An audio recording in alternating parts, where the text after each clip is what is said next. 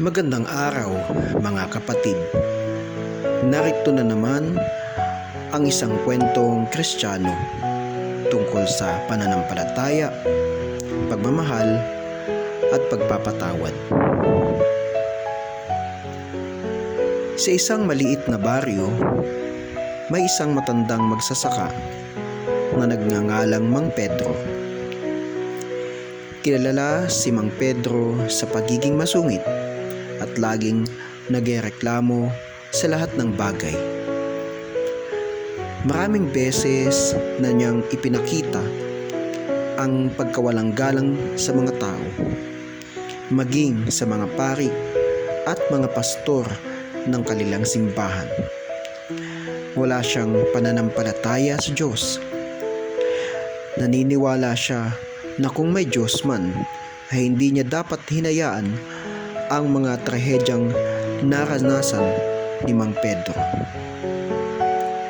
20 taon na ang nakararaan nang mamatay ang kanyang asawa sa isang aksidente.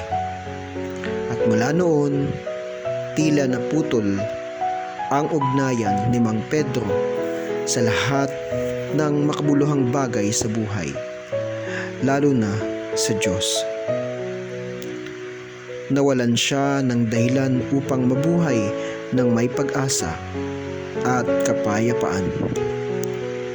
Isang araw, dumating sa kanilang baryo si Pastor Manuel, isang batang pastor na may mabuting puso at puno ng pagmamalasakit sa kapwa.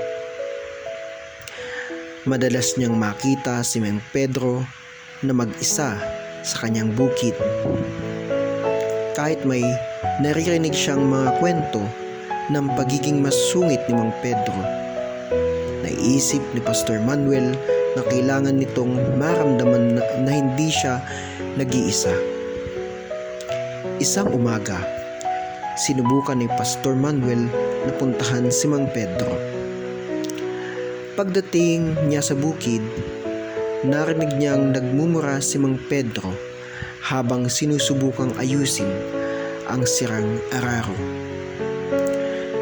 Palihim siyang nagdasal para sa tulong at tapang na makausap ang matanda. "Magandang umaga, Mang Pedro," bati ni Manuel ng may ngiti. Tinignan lamang siya ni Mang Pedro ng masama at walang sinabi.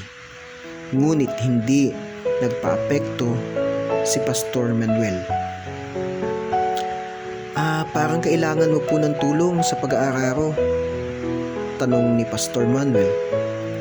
Sagot ni Mang Pedro, "Hindi mo kaya to, bata ka pa. Tsaka, ano bang alam mo sa pag-aararo? Isa kang pastor. Ano ba ang alam mo sa pagsasaka?" Ngunit sa halip na umalis, tinulungan ni Pastor Manuel si Mang Pedro hanggang sa magtagumpay silang ayusin ang araro. Pagkatapos ng ilang oras ng pagtutulungan, nagpasalamat si Mang Pedro kahit paunti-unti. Bagamat maliit na bagay lamang, ay nagbukas ito ng pinto sa pagkakaibigan ng dalawa. Linggo-linggo, bumabalik si Pastor Manuel sa bukid ni Mang Pedro. Tinutulungan niya ito sa lahat ng gawain, nagdadala ng pagkain at minsan ay nagkukwento ng mga istorya patungkol kay Jesus. Unti-unting bumaba ang pader na itinayo ni Mang Pedro sa kanyang puso. Nagiging malambot na rin ang kanyang damdamin sa Diyos at sa pananampalataya. Isang araw, malubhang nagkasakit si Mang Pedro. Nahiga siya sa kama at hindi makabangon. Dinala siya sa pinakamalapit na ospital at doon inalalagaan ni Pastor Manuel at ng ilang kabaryong nagmamalasakit sa kanya. Sa ospital, naramdaman ni Mang Pedro ang pagmamahal at malasakit na matagal niyang itinakwil. Isang gabi, Lumapit si Pastor Manuel sa kanya at tinanong kung gusto ba nitong magdasal.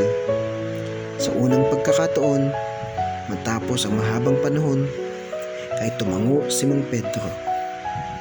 Nagdasal silang magkasama at tumiling si Mang Pedro ng tawad sa lahat ng kanyang galit at pag-aalinlangan.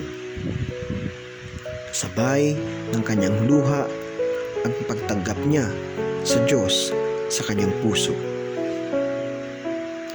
Hindi nagtagal, namatay si Mang Pedro. Ngunit sa kanyang mga huling araw, nakita ng lahat ang malaking pagbabago sa kanya. Mula sa pagiging mapagmataas at masungit na matanda, naging mapagpakumbaba at payapa si Mang Pedro bago siya pumanaw. Ipinaubot niya ang kanyang taos-pusong pasasalamat sa mga nagpakita sa kanya ng pagmamahal, lalo na kay Pastor Manuel na hindi siya sinukuan.